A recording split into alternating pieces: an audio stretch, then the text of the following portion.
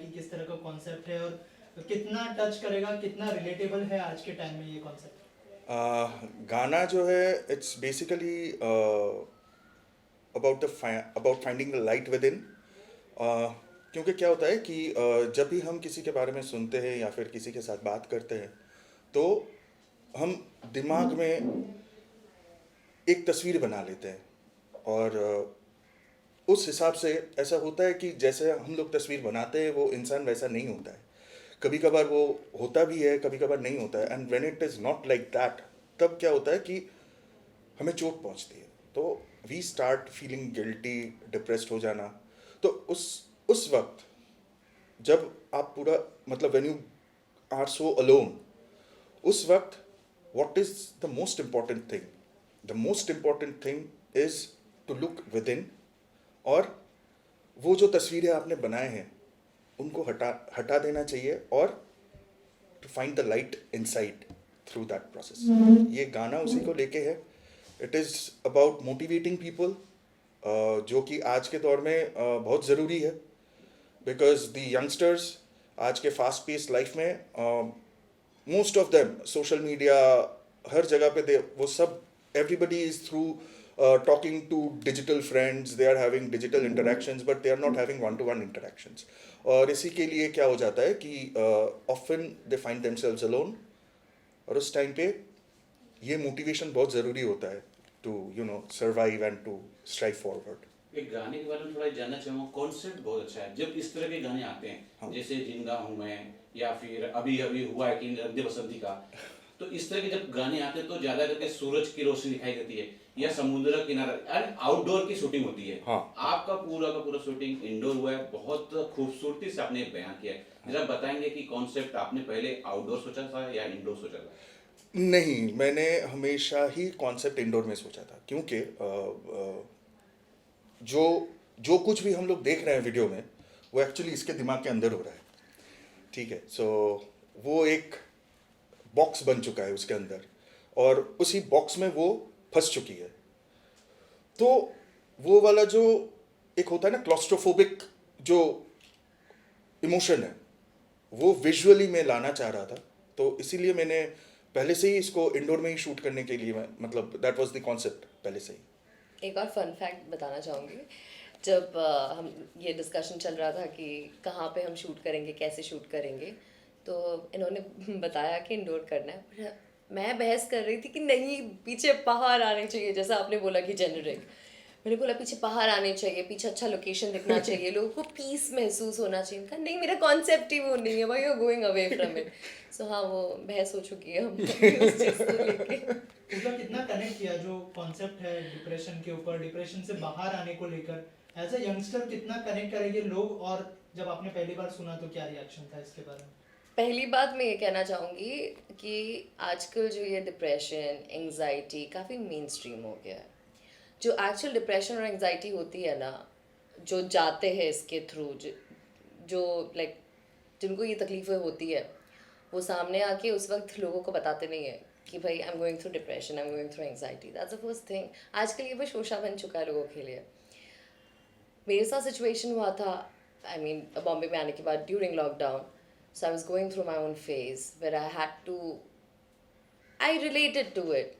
It's like lockdown के वक्त मैं अकेली थी, कोई नहीं था मेरे आसपास। So it's very similar, like I am losing hope because I am here to work, I am not getting work, and lockdown कितना लंबा चलने वाले we don't know, there is no godfather who is going to look after me. So अब मैं उस जंजाल में फंस चुकी थी कि मैं अपने आप को कैसे निकालूं, और कोई बाहर का इंसान आके मुझे हेल्प नहीं कर सकता। लाइक मैं कितने लोगों से बात कर लूँ, अगर मुझे वो अंदर से ही फील नहीं होगा तो आप लोग कितना भी बोल लो, मैं तो नहीं समझने वाली ना। And I think those 7-8 periods first lockdown का वॉज वेरी हेल्पफुल, क्योंकि मैं गिरी भी जितना, मैं उतना स्ट्रांगली वापस भी आई हूँ, because I found the strength within me. तो इन्होंने जब मुझे कॉन्सेप्ट बताया, पूरी स्टोरी बताया, like I've been through this, I can do this.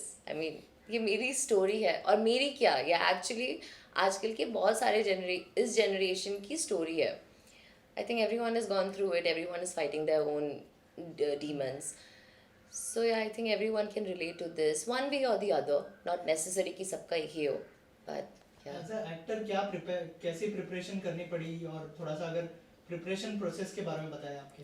सो इन्होंने ऑब्वियसली पूरा मूड बोर्ड वगैरह हमको बता के दिया था, ईच एंड एवरी सेक्शन कैसे कहाँ कैसे इमोशंस होने चाहिए या वाइब होना चाहिए उन्होंने बताया था।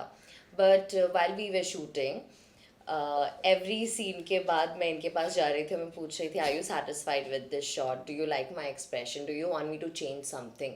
सो ही इज़ लाइक कि first whatever you feel like you do, you know the concept, you know the theory कि क्या होना है कैसे होना है, you do whatever you feel like, उसके बाद अगर चाहिए तो मैं गाइड करूँगा। So I think as an actor मुझे वो ओपन स्पेस मिलना, मुझे वो बाउंड्री मिलना कि मैं जो चाहे कर सकती हूँ, मुझे मेरे अंदर से जो मेरा एक्टर बोल रहा है कि ऐसा करना है वैसा करना है, मैं कर रही थी, I got that freedom. So I think that helped it a lot, क्योंकि चीज़ें काफ़ी नेचुरली आई है, कोई मुझे पुश नहीं कर रहा किसी चीज़ के लिए, it came very very naturally and I think I have made you happy so. या ऑब्वियसली ऑल्सो बहुत चैलेंज की बात होती है जब किसी प्रोड्यूसर के पास इस तरह का टॉपिक आए और उसको इस तरह से लोगों के सामने रखा जाए, तो अगर उस बारे में कुछ बताए कि प्रोड्यूसर की तरफ से कितना मतलब आपको सपोर्ट था या फिर या इस चीज़ को। इस चीज़ को लेके I would really like to thank Thought Factory and of course Priyanka for giving me the full support, और the whole team, Chandrima, Kushal, Pawan, and Bonnie, they have stood by me, and through this whole process, ये song release होने में भी थोड़ा time लगा, because even I had some crisis in my life इस दौरान, तो I couldn't sit down on the table and पूरा कंप्लीट नहीं कर पा रहा था, but eventually better late than never. Yeah. तो इवेंचुअली हम लोग इसको कंप्लीट कर पाए, and I would like to really thank Priyanka and Thought Factory, क्योंकि उन्होंने सिर्फ मुझे वो फ्रीडम नहीं दिया, उन्होंने ये टाइम भी दिया मुझे। They gave me the space and the time so that I could get this thing out properly. Right. Also Pooja, इसके अलावा क्या क्या अपकमिंग प्रोजेक्ट्स है आपके, अगर उस बारे में कुछ बताएं, और क्या लाइंड अप है ओटीटी या फिर feature film, you can share something about. Okay, so in next 2 months, one of my film is going to release. Kaboom नाम है, और इससे ज़्यादा मैं आपको कुछ बताना नहीं चाहती तो आप लोग प्लीज़ वेट करना और ज़रूर देखना उस फिल्म को।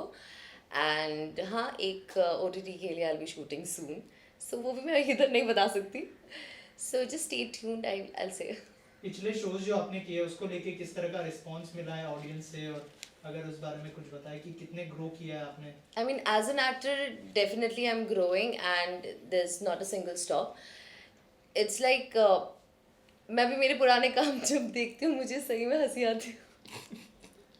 It's like I can see year के बाद year, मतलब साल के बाद मैं कितना चेंज हो रही हूँ, लाइक मेरे क्राफ्ट में कितने चेंजेस आ रहे हैं, कितना ठहराव है अभी rather than like अगर मुझे कोई डायलॉग मिलता है तो rather than उसको just बोलना और जल्दी बोल के ख़त्म करना, now I know the magic is उस silence में, if you can hold that silence. So I think I'm learning, every day is a new day.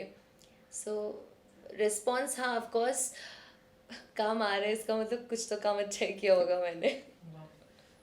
Sir finally जो है म्यूजिक वीडियो रिलीज हो गया है, क्या कहना चाहेंगे ऑडियंस से, क्या मैसेज होगा उनके लिए। First and foremost, please watch the video. If you like it, please comments में ज़रूर बताना, get to us, get in touch with us, let us know what you like about it, what you don't like about it. और to all those people who are suffering, मुझे पता है कि it is very hard to come out and speak about it. What I would suggest, don't speak about it. Just look inside, be patient, अपने अंदर ढूंढिए, वहीं पे answers मिलेंगे आपको। Any of your upcoming project you would like to share with us after this? After this, I'm working on another song. वो थोड़ा इस ये जैसे this one deals about depression, वो थोड़ा हटके है, थोड़ा अलग है। वो म्यूजिक, वो गाना जो है, that's more about infatuated love. पर उसके वीडियो को लेके I'm thinking of something experimental, or the process is going to be tough, but मैं अभी the whole scenario जो है उसको मैं disclose नहीं करना चाहता, because it's really an experimental stuff, और I don't know मतलब how people will take it, but once it's done, it's gonna be good. Thank you so much both of you, and all the best. Thank you. Thank you.